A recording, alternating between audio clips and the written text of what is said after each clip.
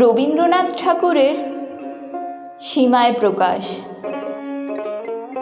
সীমার মাঝে অসীম তুমি, বাজাও আপন সুর। আমার মধ্যে তোমার প্রকাশ, তাই এত মধুর। কত বর্ণে, কত গন্ধে, কত গানে, কত ছন্দে, অরূপ তোমার রূপের লীলায় জাগে হৃদয়পুর। আমার মধ্যে তোমার শোভা এমন সুমধুর। তোমায় আমায় মিলন হলে সকলই যায় খুলে, বিশ্বসাগর ঢেউ খেলায় ওঠে তখন দুলে।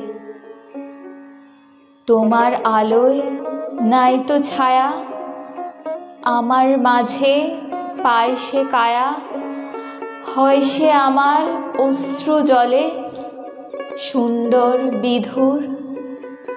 আমার মধ্যে তোমার শোভা এমন সুমধুর।